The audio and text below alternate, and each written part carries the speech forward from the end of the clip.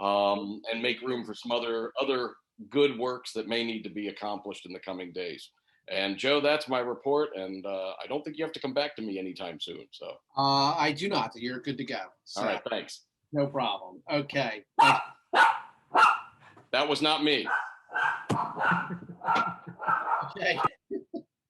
Oh, gotta love the Zoom call.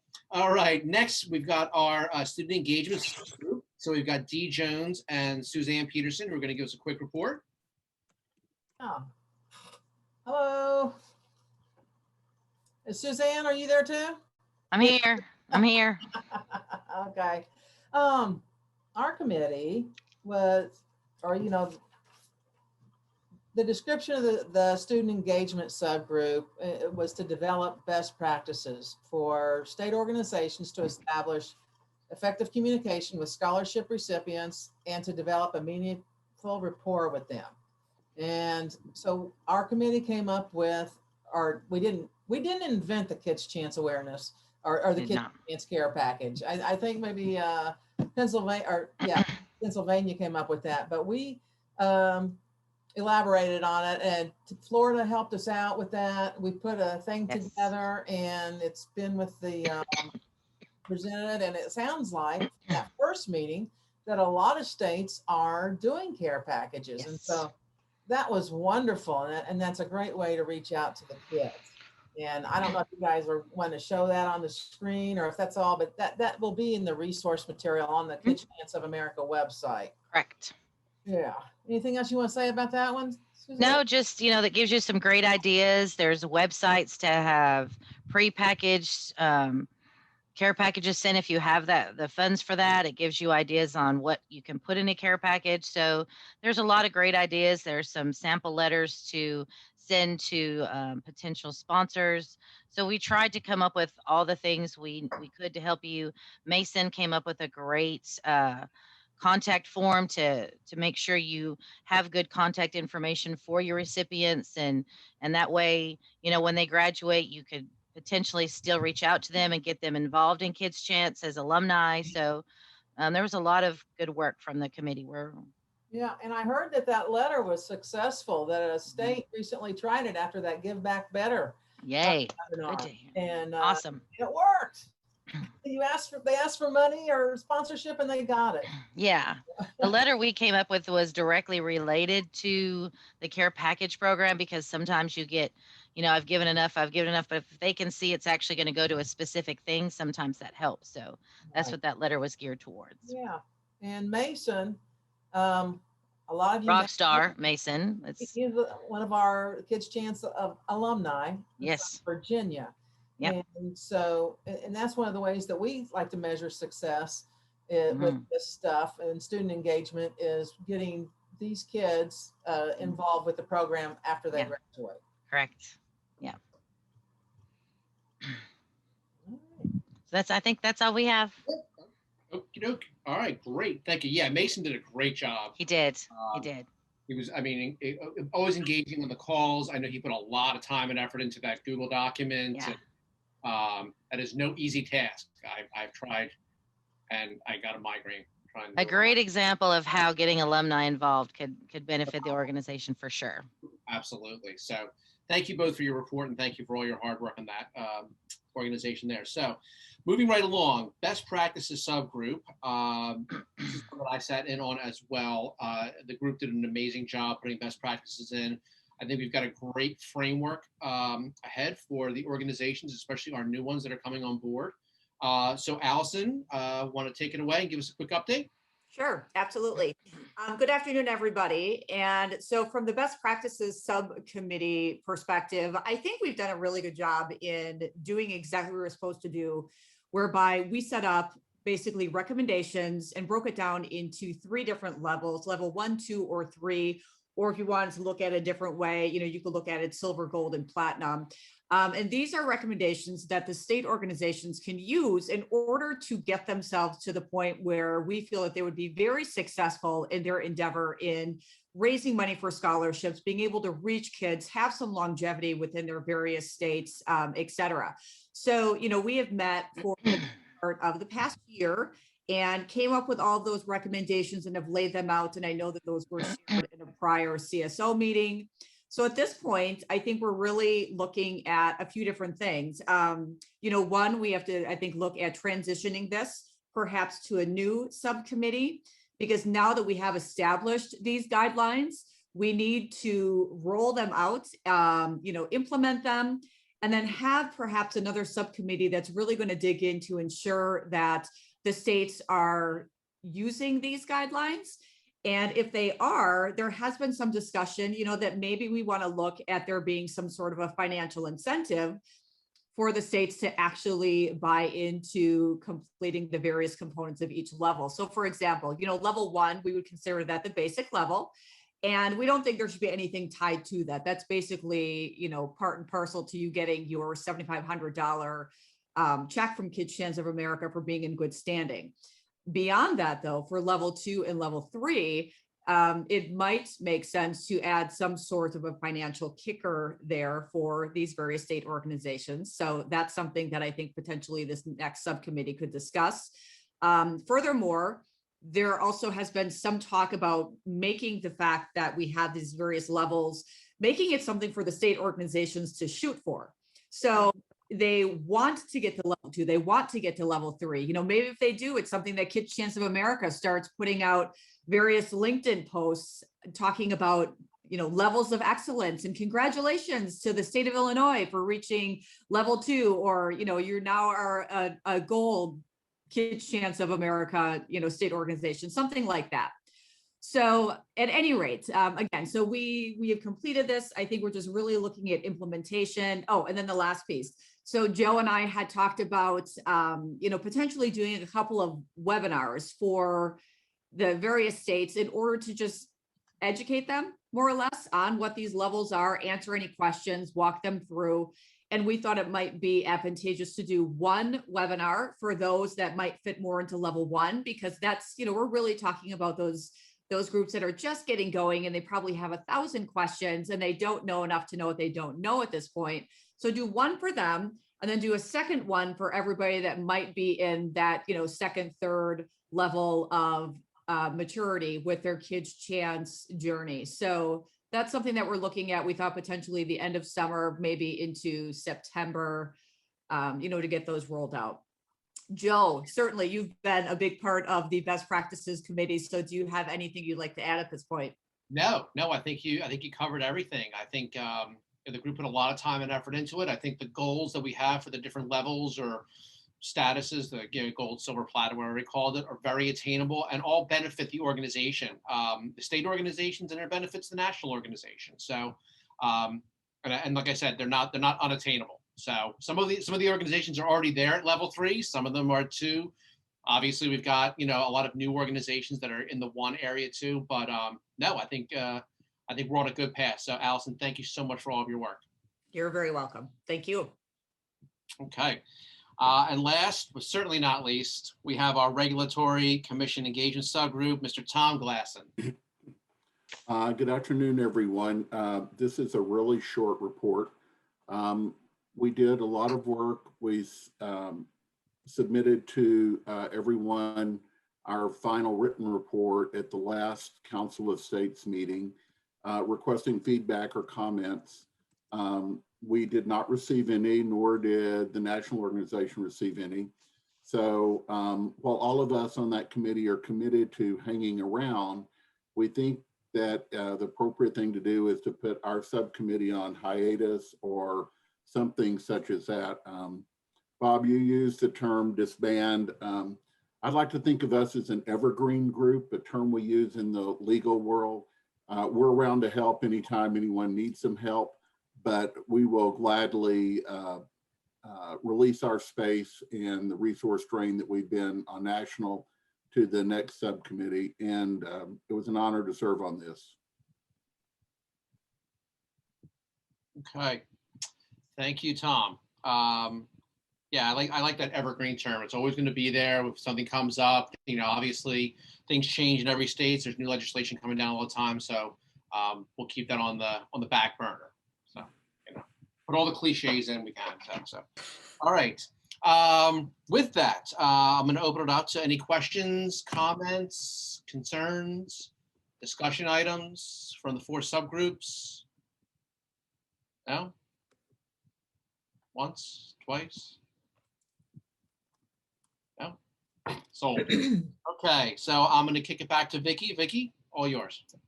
Oh boy, thanks. I thought that was a great report out. I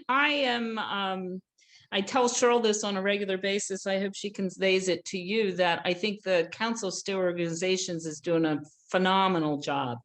And, you know, to Bob's point, we're really looking at the council to feed us with information, to feed us with perspectives, et cetera. I know that I can speak for the national board when I say we are a state up organization, not a national down. So the more active and I think engaged the council gets around some of these tougher tougher issues that are facing each of the states, the more we can do, I think, to help you where you really need the help the most. So I appreciate that. I've got a couple of things to lay out here, and I'm going to pick up on a couple of Cheryl's items as well. For anybody who missed what I said at the state report out at the end of the annual meeting, she is absolutely devastated not to be here today. And I think if it weren't the funeral for a very, very close friend, there's certainly nothing that would have kept her away today. And I want to publicly to you just commend the job that she and the team at National have been doing, I think, with the CSO and with the membership program altogether. The growth that we have seen, I think, through the accelerator programs, through some of the subgroups that the council is putting out there, et cetera, has just been phenomenal. As you have heard, North Dakota has become an associate member, which is a different membership category for us. We've got regular members, we've got affiliate members, which is a Pinnacle, the Minnesota, Iowa group, New Mexico, because their mission is exactly the same. North Dakota has a little bit of a different setup where sort of a government agency has been responsible for funding scholarships for kids who are in the same situation that we have of injuries or deaths in workers' comp, and they have a little bit of an expanded mission. They can't really accept dollars, et cetera. So we really organized created a special membership level for North Dakota, which is an associate member. We will provide information, support, et cetera, for them. They will participate in our activities and certainly be part of our planning for the future process, et cetera. But no dollars will go back and forth because it's just not something that they can do. The last state, number 50, is Wyoming. There is a small organizing group that is in place right now that's working in Wyoming. I think there's pretty much no doubt with some of the members of Med Data behind it that state organization will be formed, and we will definitely in 2022 be celebrating 50 organizations. I had reason to go back and figure out when I actually started with Kids Chance of America, which was in November of 2012 was my first board meeting. That January, we did our first strategic planning retreat. At the time, there were 18 state organizations. So there has been just a tremendous level of growth in this organization. And I think a lot of it is due to the commitment of volunteers like yourselves. So give yourselves a hand, pat yourselves on the back. One issue that I wanted to bring up today is the situation with diversity, equity, and inclusion. And, I'll start with a huge apology for confusing anybody with this year's profile system. I think one thing that I want to make perfectly clear to all the states is the position at the national is that we do not, nor are we proposing that anybody ask this information in this scholarship process. We are blind to those issues when it comes to our scholarship application process. We give scholarships to children in families where a parent has been seriously injured or killed on the job. That is what we do. However, we are getting some, I would say, significant pressure from funders and others who are concerned about making sure that the groups that they're supporting have at least a commitment to diversity, equity, and inclusion to be able to somehow report what some of those statistics may look like. So there is a committee at the national level that has been working on a DEI statement, as well as a proposal for how we collect, if we can even collect this kind of information.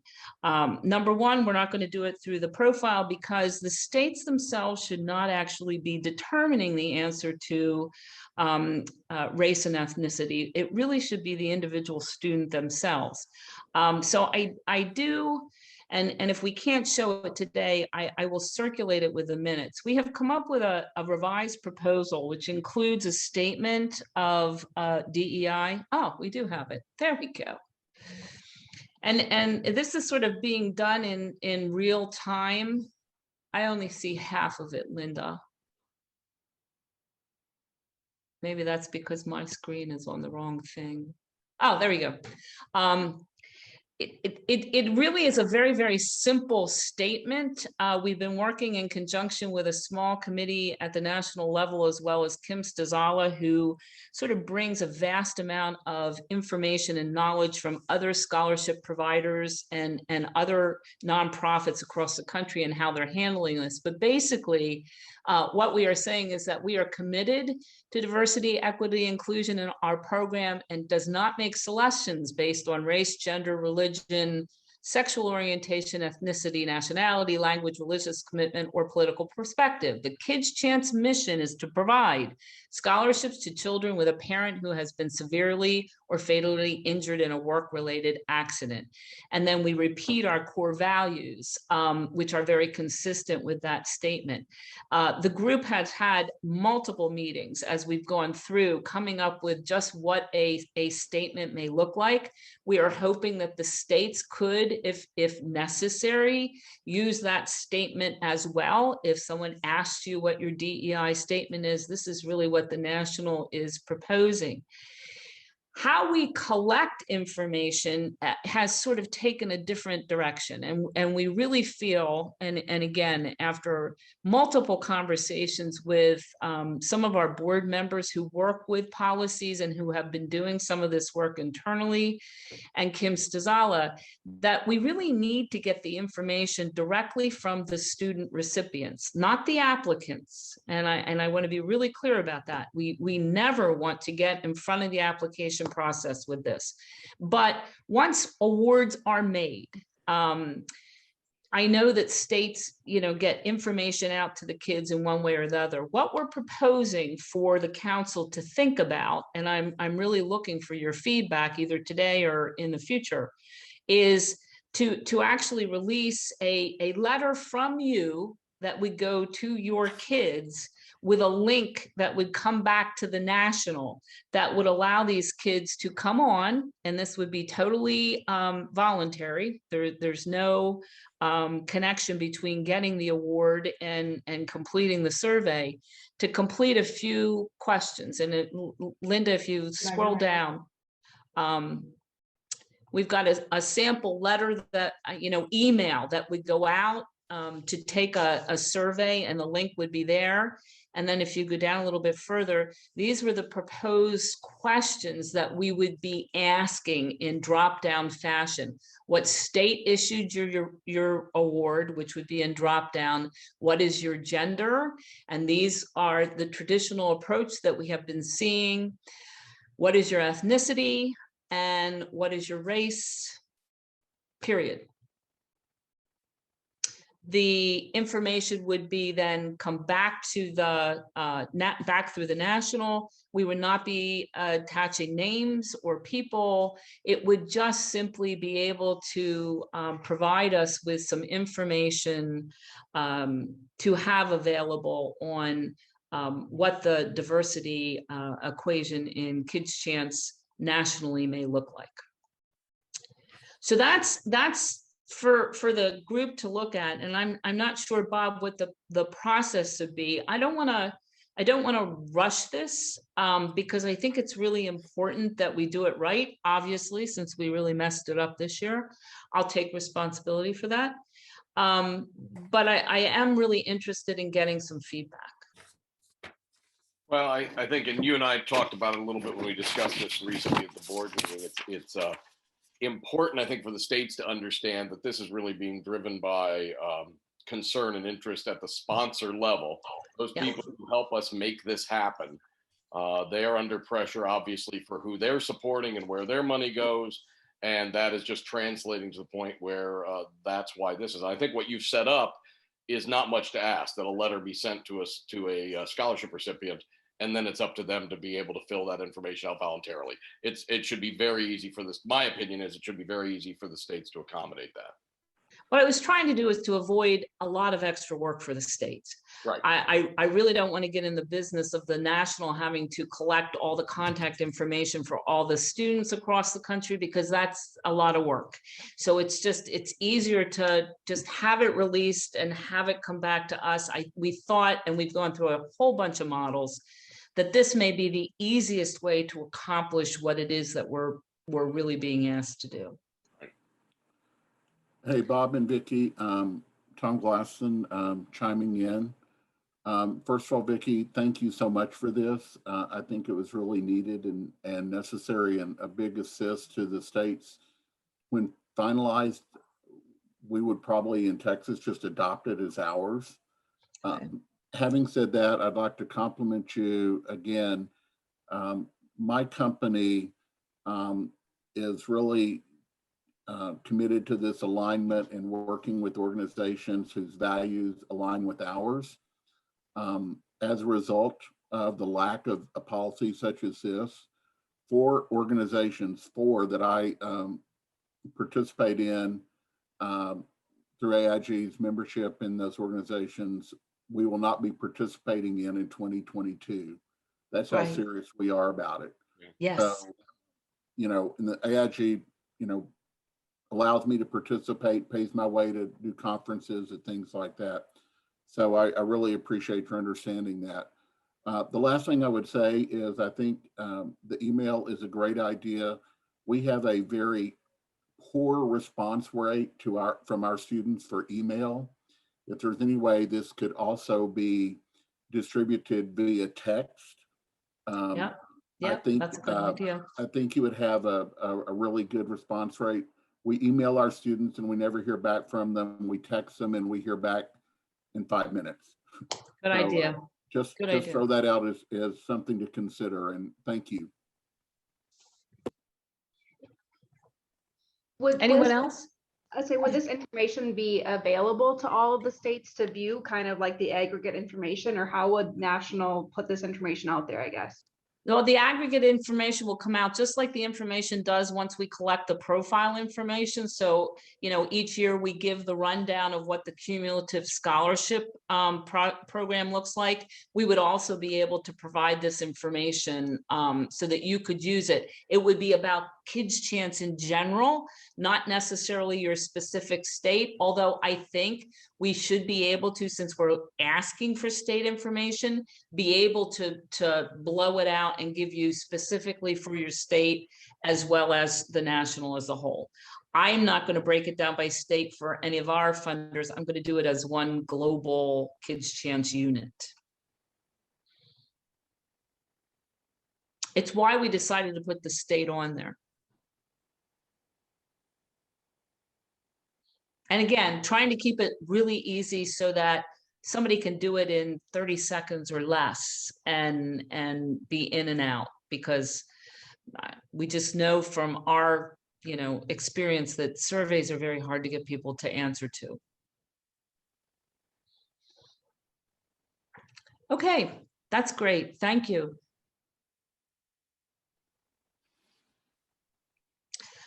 The next thing on my agenda is the President's Roundtable discussion. I know that some of you may know of or may have even attended. The last 2 years, we've done Treasurers Roundtables at the national level. We have planned for, it says June. I'm hoping it's June, but it'll be sometime between June and September in the third quarter, a series of President's Roundtables. And I know Misty is on the phone. One of the things that we determined when we were working with Tennessee is that it would be great to have a little discussion about sort of how do you prepare to be president? What kinds of things do you need to be looking at? How do you make that transition easier for an upcoming president? And then really being able to discuss challenges and opportunities among other presidents. We're going to do it in a series of roundtables so that we don't have too many people at the table at one time. We'd like to get it to about 10 people per. Probably Ken Martino will attend as well as the president of the national. So anybody that has any feedback, I'm hoping everybody agrees it's a good idea. We're thinking that, you know, if this works as the Treasurers Roundtable has worked, we may move into, you know, outreach coordinators, scholarship coordinators, etc. It's just a way of sort of honing the message to the people who really need it. Even when we do webinars, you know, we talk about fundraising, for instance, and your fundraising chair may not always be available, so somebody else is on the call. If we design these so that they're specifically for those people, we're hoping that the people who are actually in those jobs will be the ones who attend. So treasurers have worked so far, so our next adventure is to try with the presidents. So stay tuned. We are about ready to go into our final year of the current Kids Chance of America strategic plan. We will be doing an assessment. Dana Genheimer, who's the president-elect, will be chairing the upcoming strategic planning committee. I would like to have, and I throw this out for Bob and Joe and the rest of you, I would love to have a small group of people from the council. I think in the past we have put the council chair on the strategic planning committee, which is not a bad idea, but I'd like to really make sure that as we're beginning to review the progress of the last strategic plan and start looking towards the future, that we have the council perspective wired into those discussions.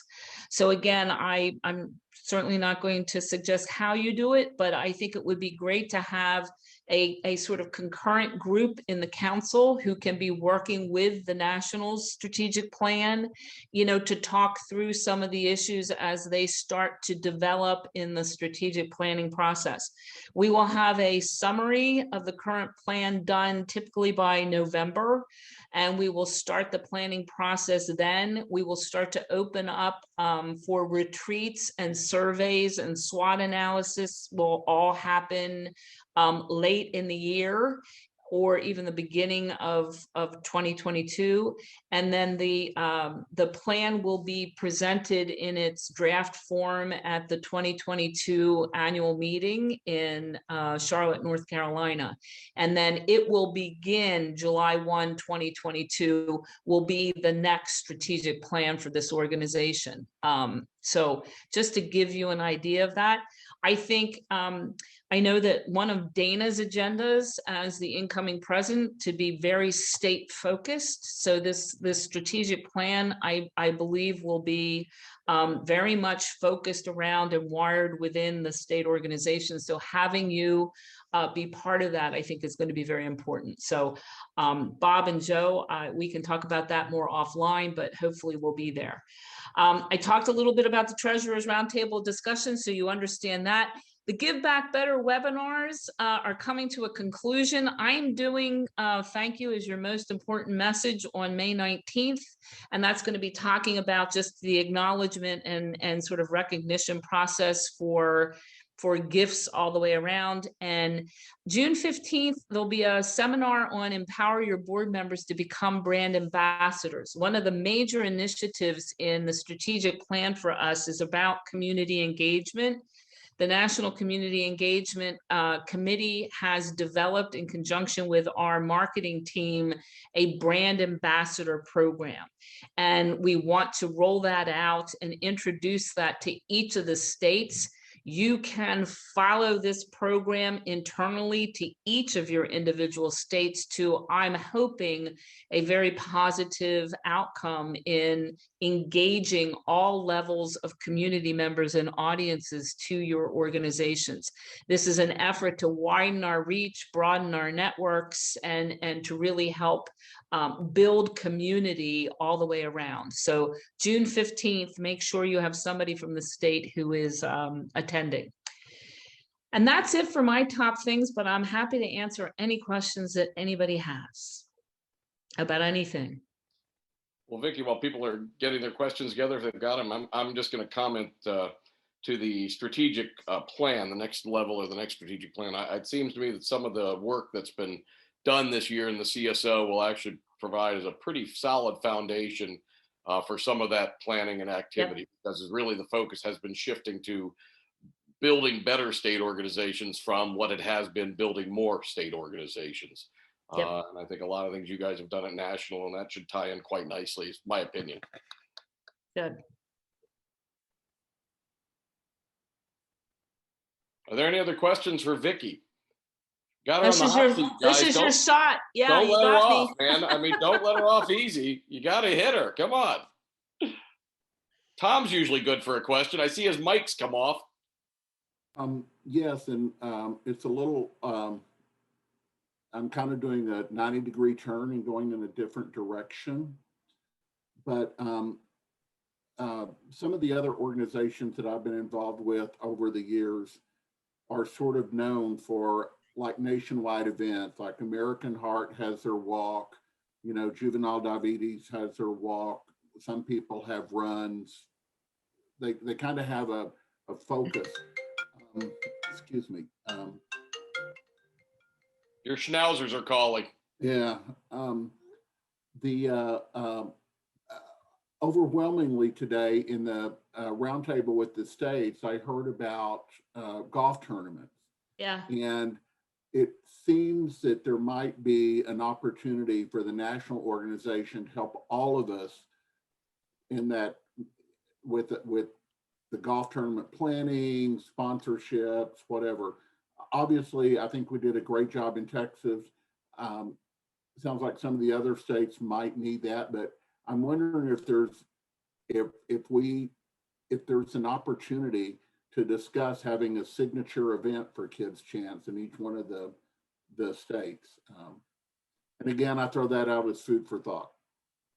That's very good food for thought. That's something to be integrated into the strategic planning conversations.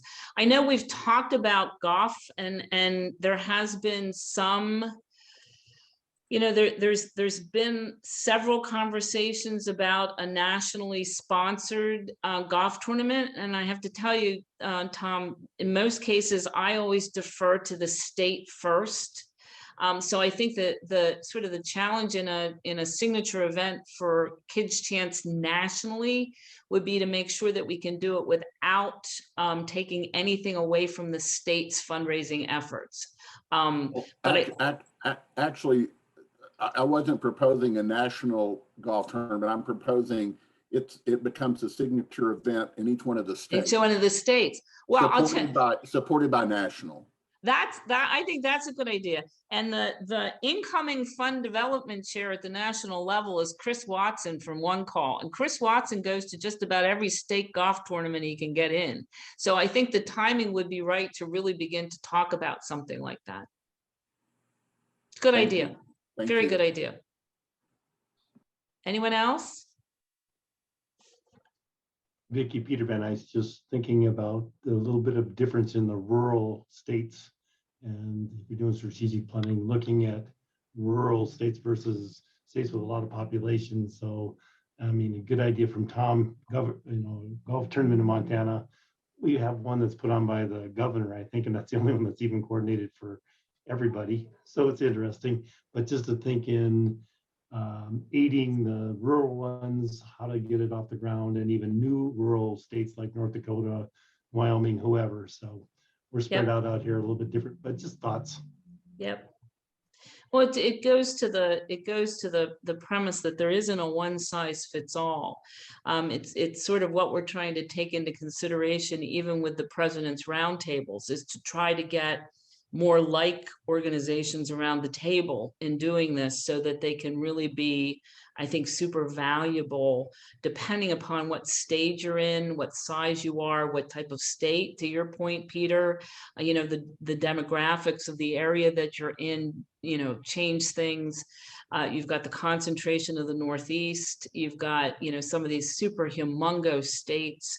All of it is definitely something that I think we have to take into consideration as we begin to, as Bob says, try to grow our states. I don't think it's going to happen in one way.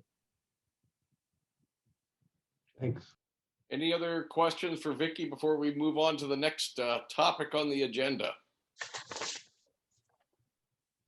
All right. Mine's more personal, Vicky. Yes. Are we ready for another girls' night in Nashville? Champagne girls. Yes, we are. Just not Friday night. Okay. I'm sorry, that Noted. does not sound like a very diverse. Yeah, I was gonna say. Our men Oh, invited champagne to boys ladies' are night at invited Champagne too. night? Champagne men, champagne women, everybody's, come on. Yeah. Come on. All right. I can't wait for Charlotte. I'm so excited. I'm All willing right. to host if I can get an invite. Oh, yes. All right. Before we come completely off the rails with the topic of liquor, we'll move on to the next subject, which actually is to take a vote on the next CSO chairman and CSO vice chair. We do have two members who have indicated an interest in having that position. Obviously, one of them is Joe Sabatini as the next CSO chairperson, and the co-chair position that has been nominated is Allison Hanson. So we have Joe Sabatini for chair. We have Allison Hanson for co-chair. We can accept other nominations from the floor if anyone wishes to make a nomination of somebody else. Going once, going twice. Okay. With that, I will put it to a vote. The membership does need to vote. Vicky, do you want a typed vote in the chat room to verify, or just a signal of a sound vote? Okay, you're muted, but I'm going to say you said sound vote. Sounds fine. All right. Okay. All in favor of the slate as presented, Joe Sabatini as CSO chair, Allison Hanson as CSO chair, please signify by saying aye. Aye. Aye. Anybody opposed? Good thing, because Joe is taking notes. Just checking. So no opposed? Yeah, very good. Congratulations, Joe and Allison. And I will tell you, I said earlier, they always say the secret to success or to being successful is to surround yourself with people who are better than you are. And I certainly did that and made my job a lot easier with Joe as my co-chair this year. And I'm not saying Allison is better than you, Joe. I can tell you, though, she's going to make your job a lot easier through the coming year. You guys are be awesome. You've done a great job this last year. Certainly deserve it. Joe will be taking a position on the executive council and the board of directors as an elected chairman to the Council of State Organizations to give that voice into the board. It's a position I've had the honor of filling the last year or two. And it's going to be great. Look forward to working in that capacity, Joe. So congratulations to both of you. Thank you, everybody. It's an honor to be a part of this organization, and I have big shoes to fill. But Bob, thank you for everything, all the wisdom you've endowed to me as well, working for this. And yeah, just look forward to working with everybody. So thank you. Well, thank you. I'm glad you said it, big shoes and not big pants to fill. That's what we want to make sure. Allison, any quick words? I mean, I would just echo more of what Joe said. I'm really grateful, everybody.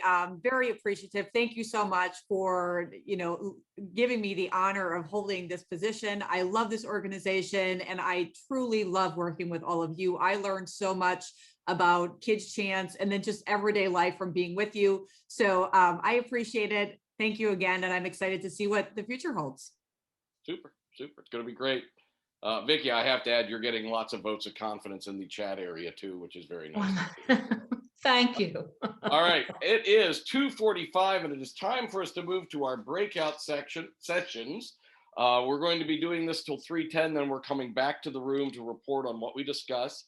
We have done this in physical in-person meetings, so it's a commonly known process. I think virtually, I don't know if we've done this before virtually. No. So here we go. So for that, I'm going to turn it back over to Linda Howard, who is the facilitator du jour. And Linda, you want to explain the process and tell us what we're going to be doing? I will. So thanks, Bob. So we're going to be breaking out into 4 breakout rooms, 5 breakout rooms. So 5 breakout rooms.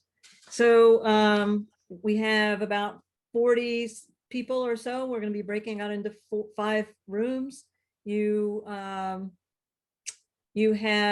a facilitator in each room. You have a scribe in each room.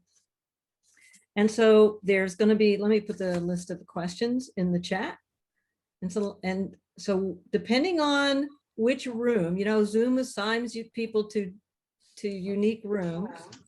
And so depending on which room you are assigned, and let me mute a couple people, just a little background noise out of the way.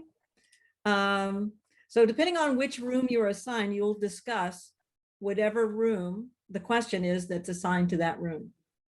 And the scribe is going to capture the ideas that come up from your brain trust into this Google Doc. I'm putting it in the chat. Scribes have been sent this in advance. Scribes and facilitators. Pardon me? Okay. So scribes and facilitators should have received this in advance from Cheryl. But the way this works is I'm going to send you off to a breakout room. The questions in this Google Doc, you can go to the left-hand navigation. There's a little icon on the left when you open it, and you can open that icon and you can see which page your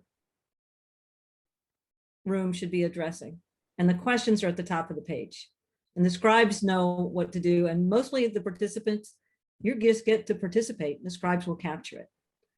Now we've got some people who've dropped off. So we're going to go down to 4 breakout rooms. So Bob and Francine, you were assigned to one of the rooms. You're going to be reassigned to a different room. So don't be surprised, and just be there. And facilitators are there to help the process go. Okay, Linda, just to clarify, then we will not be discussing breakout room 4's original topic. What I did is I put both of you in the breakout room 1, which is the same topic.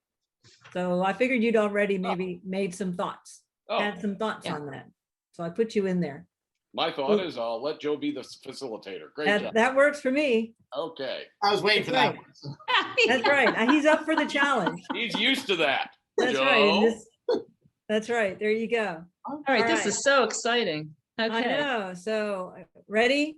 I'm getting ready to send you off. You're going to have 25 minutes in these groups. Well, 20 now because it's 10 of. Oh, 20 now. Okay. All right. I'm going to open these rooms. Here we go. Welcome back. Thank you, Linda. And you're going to guide us through, you're going to prompt all these scribes for their reports. Is that correct? You got it. That's my job. That's what my extensive notes said. So we're good. That's right. I do this a lot. Hopefully the Google Doc worked for you. So let's hear, we're just going to go down in order of the 4. We had 4 groups. We're going to actually cover the same question. We'll just hear from both groups on the same questions. We're going to hear from one, and then, we're going to hear from group 1 first, which is about celebrating and recognizing seniors. How can we celebrate and recognize our graduating seniors to foster engagement after graduation? So we had Joe was the facilitator, Lori was the scribe. Either of you would like to share? Lori?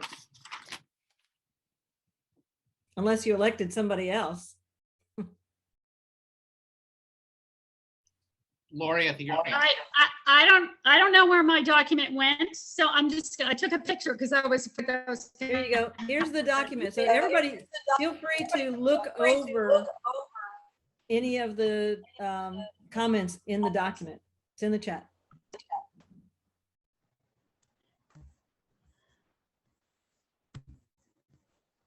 Who would like Oh, to? I'm really proud that saved because I wasn't sure. Okay, we had some really great ideas about postgraduate as well as keeping the students involved and engaged throughout the whole 4 years being critical. Involve other graduates or postgraduates in the process to work with the students throughout those 4 years. It seems that there should be a primary contact for every recipient so that you can keep focused on that one student. Assign board members to each that should be recipient to send cards and gifts throughout the years. Invite students to your events, and if it's a cost for the student to attend the event, perhaps pay for the student to attend. Have postgraduates speak at your events.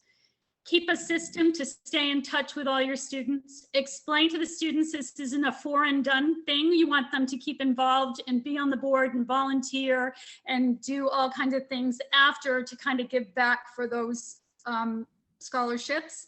Send graduation gifts along with cards. Have sessions on LinkedIn or other formats of social media to keep all those students engaged with each other. Involve the parents in cases where the student doesn't get involved. There was a situation where a significant amount of money was given to a student over 4 years, but the student never would respond or keep in touch with the board. So in those situations, maybe reaching out to the parent to try to get the parent to involve the student. Engage the student through all the years, not just the year of graduation. That seems to be pretty critical to build that relationship. Care packages are very important and impactful for the students. And again, that's through all the 4 years. A check-in with the student isn't as easy as a monthly text. Do you need anything? Anything we can help you with? And this was a great one. I never even thought of this. Help with any professional connections for the students, like helping connect them for internship programs and that sort of thing so they can continue on with their career. And let me know, guys, if I forgot anything. Awesome. Nope. Anything anyone wants to add? No, just that sounds like a great new subgroup for next year, graduating seniors, and how do we do that plan? Not just saying. All right. Well, let's hear from the new subgroup group. We have 2 groups working on that topic. So we're going to hear from group 2, and then we're going to hear from group 5. So in group 2, the question here that they were discussing was, if we added new subgroups to the Council of State Organizations, what subject matter would they address? What goals would we strive to achieve? So we had Allison and Lindsay, and let's see who else, Dee and Suzanne. So let's hear from Allison and Lindsay first. Sure. Okay, so one of the things that we talked about was actually just covered. So it was the idea of putting together another subcommittee to really engage more with our students, that our support doesn't just stop with the actual financial piece. And certainly the care packages and all that is very nice, but just keeping in mind that our main goal here is to support these young people throughout their educational pursuits. And the fact that they don't have parents, like they might not have any parents at all, or they might have one that has a completely swamped, to-do list and plate, and they don't have the wherewithal to give the time to that student. So that is something that we discussed.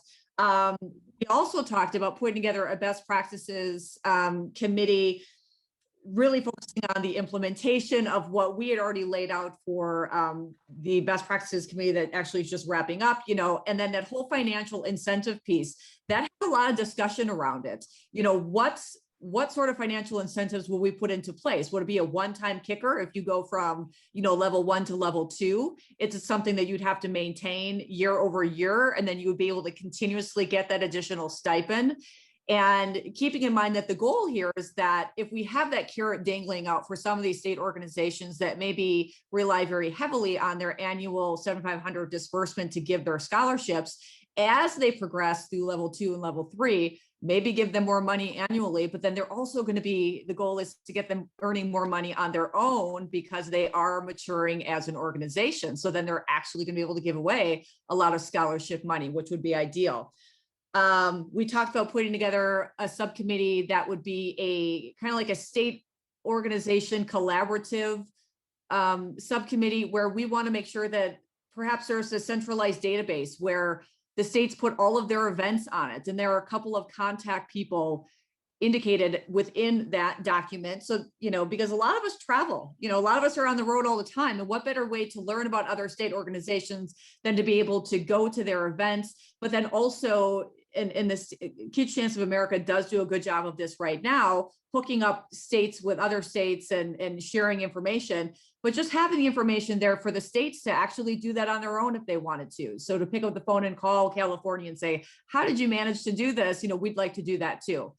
And then finally, we did talk about this a little bit earlier as a group, maybe putting together a subcommittee to really explore the idea of doing a national fundraising event, and certainly not stepping on the toes of the states, but Kids Chance of America has done a phenomenal job with infrastructure. I'm continuously impressed with whenever I have to deal with the organization, because Kids Chance of America is great. And then the states, we basically have almost all 50 states right now with really good infrastructure. We've got that down. And whenever we talk about Kids Chance and its mission to people that are outside of our work comp industry, invariably it's met with like, wow, what a great organization. I want to become a part of that. And they have nothing to do with insurance or work comp. So what if we looked at putting together, a subcommittee to come up with some sort of a national, 5K, the Spencer Educational Fund, they just did theirs this week. That goes over very, very well. So that was the fourth one. So that's about it. That's what we came up with. Wow. Great. Thank you. All right. Anything that the group 5 would like to add? How about the other group 5 has stuff? Is that what you meant? Yeah, the other group that addressed that same topic.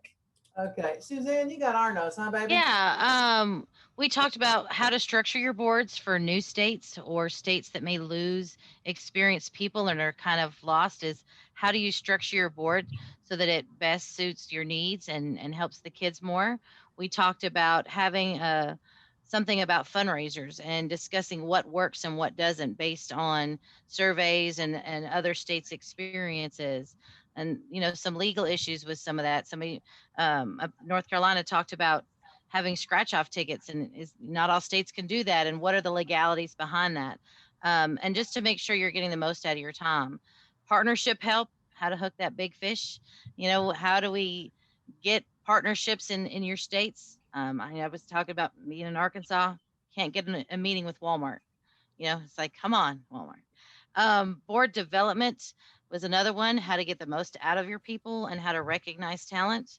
And then the last one we did was just finding the kids. What tips and tricks works for states to find the kids that need the help. And we talked about reaching out to bar associations, claims adjusters, high school counselors.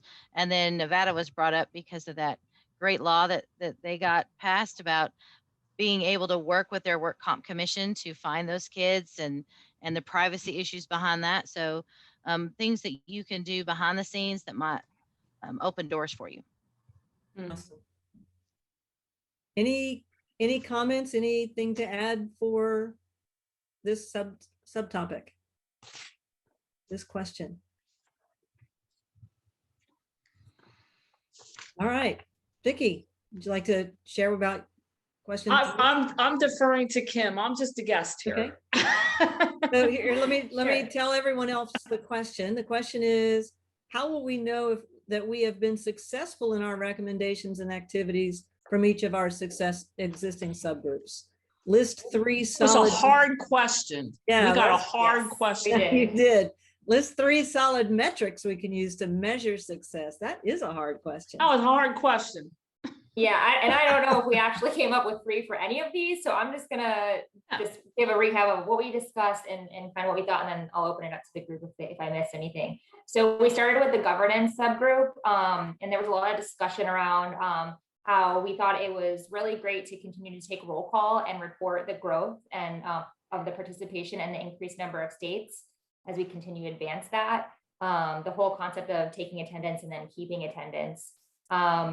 Another good point that was made was to make sure that there is a designated delegate was made was to make sure that there is a designated delegate and designated alternate within each state board organization. So, so that's clearly defined. And then we also thought that it would be, well, answering the question, how do states report what happened in a CSO meeting back to their boards? So I'm not sure if it's happening today. I know in the state that I'm in Florida, we do a good job of that after the CSO meetings. It is on our agenda to give like a recap of what happened in these meetings, but not to lose that information. So it's not really a metric, but it's kind of, you know, just maybe like a takeaway, getting those recaps on your state board agendas. So that's what we talked about for the governance subgroup. For the student engagement subgroup, which I'm actually a part of that subgroup, our largest initiative was the care package program, of course. So a metric for that specific initiative is to keep track of how many care packages were sent out at a state level and how many were delivered in the year at a national level. So if the states are reporting that information in their state, then we can maybe have a national metric, which would be great to share. And then we can measure the success of that growing program year over year. So that was a key metric there. And then lastly, we talked about the best practices subgroup. And again, this was mentioned earlier, the whole concept of the 3-tiered approach and what is the motivation to move states up to higher tiers. We talked a little bit about the financial incentives and how there might be slight inequities with that type of incentivized program.